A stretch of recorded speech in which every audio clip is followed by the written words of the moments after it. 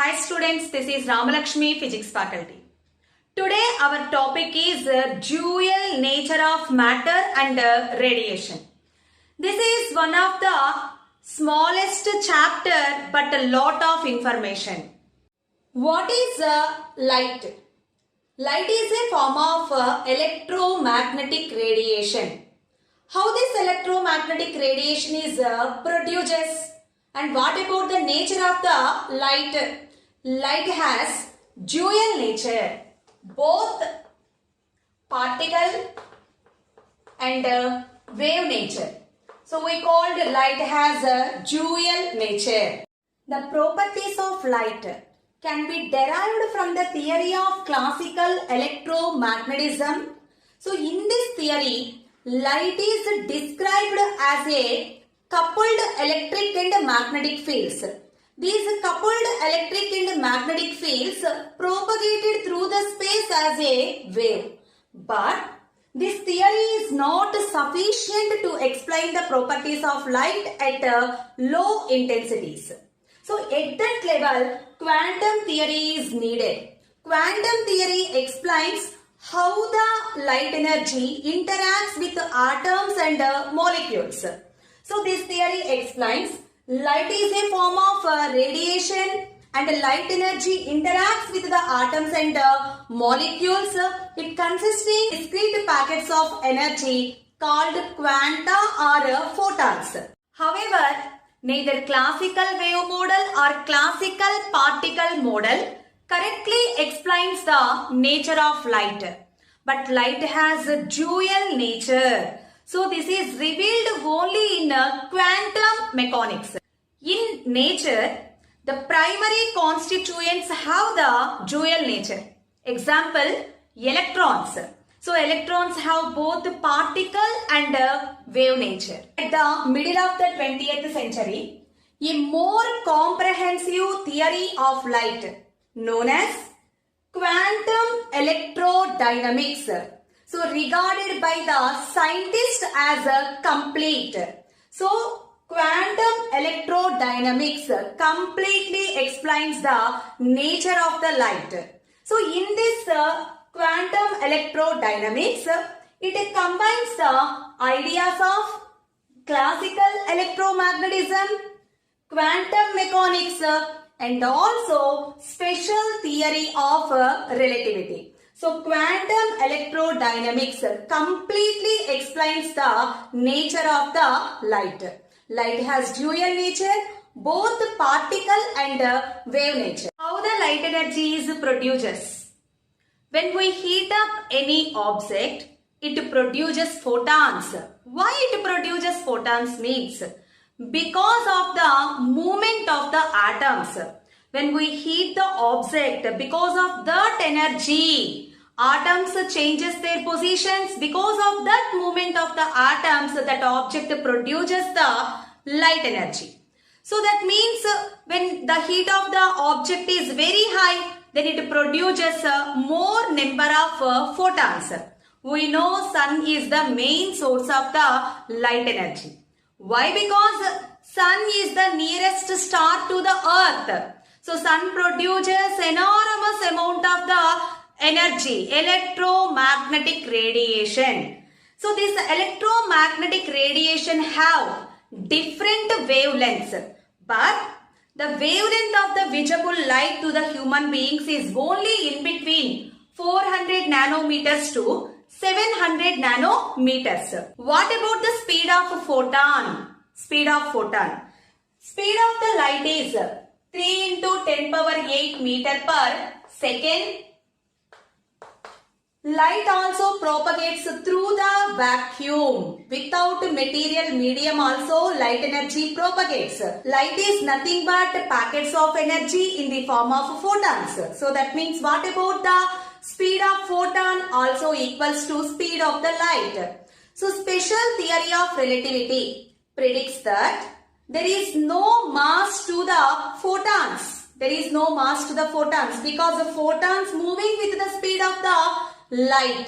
But What about the momentum of the photons? Without mass, is it possible to get the momentum? In case of Newtonian mechanics, we learn momentum is nothing but the product of mass and velocity. When mass is equals to 0, then what about the momentum? Also equals to 0. But in case of the photons, momentum is not equals to 0. Photons have momentum, but how can it is possible without mass the photons get the momentum? So we know the Einstein's mass energy relation. E is equals to mc square. This is the Einstein's mass energy relation. So in this case, mass is also nothing but the form of the energy. Photons have lot of energy. Photons always in motion, moving with the speed of the light. So no photon is not exist at rest position. That means the rest mass of the photon only is equals to 0. So here m0 is nothing but the rest mass of the photon. Rest mass of the photon is equals to 0. And also electromagnetic radiation is nothing but the packets of energy we called photons or quanta. How can we relate that energy? E is equals to h mu. What is h? Planck's constant. What is mu? Frequency. So product of Planck's constant and frequency. And also we know the relation between frequency, wavelength and velocity. In this case, speed of photon is nothing but it is equals to the speed of the light. So C is equals to mu lambda. This is the relation between speed, frequency and wavelength. So from this relation, frequency is equals to speed by wavelength. So now equate these two. From these two, we get mc square is equals to h mu. And from this, m is equals to h mu. In place of the frequency, substitute. Here also take mc square is equals to h into, in place of mu, c by lambda. So c get cancelled here. Then m is equals to h by c lambda. What is this? This is called kinetic mass of the photon. Kinetic mass of the photon. Kinetic mass of the photon is equals to h by c lambda. C is speed of the light. So rest mass of the photon is equals to 0. But kinetic mass of the photon is not equals to 0. So what about the momentum of the photon? We know momentum is equals to product of mass and velocity. In this case, mass of the photon is nothing but the kinetic mass of the photon. Now substitute this h by c lambda into c, then c get cancelled. Then what about the momentum of the photon? h by lambda. So photons rest mass 0, but kinetic mass is not equals to 0. Photons also have the momentum, and photons moving with the speed, it is equals to the speed of the light. Important properties of photons. First one, a photon always travels at a speed equals to 3 into 10 power 8 meter per second in vacuum, because the speed of the light varies from medium to medium. So in vacuum, the speed of the photon is 3 into 10 power 8 meter per second. And the second one, the mass of the photon is not defined in the sense of Newtonian mechanics. So mass of the photon is not considered in Newtonian mechanics. Completely we ignore the concept of the Newtonian mechanics in this case. Rest mass of the photon is equals to 0, but kinetic mass of the photon is not equals to 0. And the next one, each photon has a definite energy and a definite linear momentum. So each photon have definite energy and a definite linear momentum. Next, we know the relation E is equals to h mu, that is equals to hc by lambda. And the momentum of the photon is equals to h by lambda. Here what is lambda? So wavelength. So there's all photons of light at a particular wavelength have the same energy and the same momentum. At the given wavelength limit, at a particular wavelength, all photons have the same energy and same momentum. Here what is the value of Planck's constant? H is equals to 6.626 into 10 power minus 34 joule second. So in case of the electron volt second, we know 1 joule is equals to 1 by 1.6 into 10 power minus 19 electron volts. So in case of the electron volts, Planck's constant value is 4.136 into 10 power minus 15 electron volt second. A photon may collide with a material particle. The total energy and the total momentum remain conserved. The photon may get absorbed or a new photon may be emitted. So this property is very important property. Photon is nothing but radiation, means energy. So when that energy strikes any material, that material consisting number of particles. So if any one of the particle is receives that photon, so then what about that energy? Either completely absorbed by the particle, otherwise a new particle is produced. So a photon is emitted and that photon is collided with a material particle. Either total energy, in this case energy remains constant, momentum also remains constant. But what about the number of photons? Number of photons not conserved, because either that photon is either re-emitted, otherwise that photon is completely absorbed by the particle of this material. So in this case total energy, total momentum remains conserved, but the number of photons not conserved. The number of photons may not be conserved. So either equal or maybe not equal. So the number of photons may not be conserved. And the next property, we know when the heat energy of the substance increases, then what about the number of photons emitted by the substance also increases. So whenever the intensity of the material increases, so the intensity of light of a given wavelength is increased. There is an increase in the number of photons crossing through the given area in given interval of time. So when intensity of light increases, the number of photons released from the given area of cross section in given time is also constant. Electron emission. We know metals have number of free electrons. Is it possible to remove these electrons from the metal surface? Otherwise, these electrons are able to escape from the metal. But no. Well, it is possible, but without providing the energy, these electrons are unable to escape from the metal surface. Because these are actually free electrons, but these electrons are under the influence of the ions of this metal. So completely these electrons are bound in the metal. So whenever we provide the sufficient amount of energy to this metal, then only that electrons are able to come out of the metal surface. So when sufficient amount of electromagnetic radiation is provided to this metal surface, now this electromagnetic radiation is nothing but photon.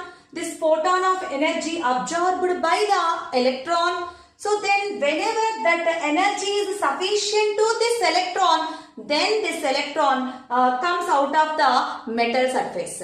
Maybe when we provide high amount of energy, that means the energy provided, that energy is more than the required energy. So then that remaining energy is converted in the form of the kinetic energy of the electron. So every metal have free electrons, and these electrons are completely under the influence of the ionic forces inside the metal. And whenever these electrons getting the sufficient amount of energy, then these electrons are emitted from the metal. So this is nothing but we called the electron emission. So to pull an electron from its metal surface, that electron requires a minimum amount of energy. That minimum amount of energy we called work function. So what is work function?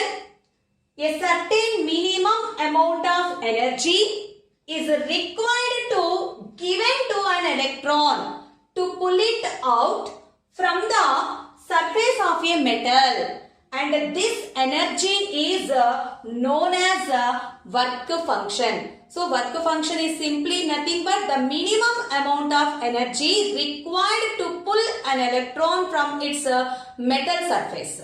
So what about the value of work function? On what factors it depends? Work function value only depends upon the nature of the metal. It doesn't depends upon the intensity of radiation and also frequency of radiation. It only depends upon the nature of the metal. So the work function value is maximum for platinum and minimum for cesium. So the work function value of platinum is highest, and that value is 5.65 electron volt, and for cesium 1.88 electron volt. So work function value is least for the cesium. Now the topic is photoelectric effect.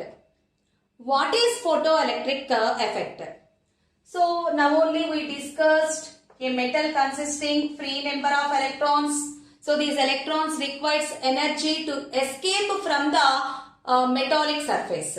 So we provide certain amount of energy to this metal. So what is photoelectric effect? When you light off sufficiently small wavelength. Why we mentioned small wavelength here? So whenever the dimensions of the object is greater than the wavelength of the light, that means wavelength of the light is less than the dimensions of the object, then the behavior of the light is a particle nature. So compulsory, the wavelength of the light is less than the dimensions of the object, then the behavior of the object is a particle in nature. So that's why here when you light off sufficiently small wavelength is incident on a metal surface, electrons are ejected from the metal. Electrons are ejected from the metal. So here energy, photon of energy incident on a metal. So now these are free electrons inside the metal. So free electrons receives this energy, and now electrons are emitted from this metal. So now this phenomena is called photoelectric effect. Photoelectrons. The electrons ejected from the metal are called photoelectrons. In photoelectric effect, when energy is incident on the metal surface, okay, this photon of energy received by the electron, even though the electron getting the sufficient amount of energy, is it comes outside the metal surface every case? No. Why? Because here not only one free electron, this metal consisting number of free electrons. So maybe the incident photon is completely absorbed by the electron. That too, that incident energy is greater than the work function. So then automatically this electron is coming out of the metal. But sometimes this electron getting that energy, and that energy increases, then this electron maybe collides with the another electrons. So when it takes number of collisions, So it lost the energy. It gives that energy to the remaining electrons also. So in this case, even though this electron getting energy more than work function, but this electron is completely unable to come outside the metal surface. But whenever we provide energy more than the work function, so then there is maximum possibility to get the photoelectrons. So maybe the number of collisions is very less. Then what about the given energy to the metal surface? So first of all, it requires some amount of energy to the metal, and the remaining energy is converted in the form of the kinetic energy. So let us check that equation. The amount of energy provided to the metal surface, E is equals to, we know, H mu, and that is equals to Hc by lambda. This is the energy provided to the metal surface, and in this part some amount of energy is utilized to escape from the metal surface, that is we called work function. So now what about the remaining part? Remaining part is converted in the form of the kinetic energy. So kinetic energy of the photoelectron is equals to the energy provided to the metal minus work function. Minus work function. So kinetic energy is equals to Hc by lambda minus work function. So this is actually when number of collisions is equals to 0, then kinetic energy of the photoelectron is equals to providing energy minus work function. Maybe number of collisions increases, it takes collisions. Then what about this value? This value is less than Hc by lambda minus work function. When number of collisions very high, electron is not emitted from the metal surface, then what about this value is equals to 0. So every time when we provide the energy equals to work function, then either electron comes outside the metal surface or maybe not. Whenever we provide the energy more than the work function, then maximum possibility to get the electron out of the metal surface. So the maximum kinetic energy is equals to Hc by lambda minus work function. Number of collisions high means here kinetic energy value decreases. Number of collisions very high, electron is not emitted from the metal means it becomes to 0 also. So this relation, this equation here we called Einstein's photoelectric equation. Okay students, we will continue this topic in next video. Students, to get more updated videos in our channel Lovable Physics, please subscribe the channel. Okay, thank you. Have a nice day.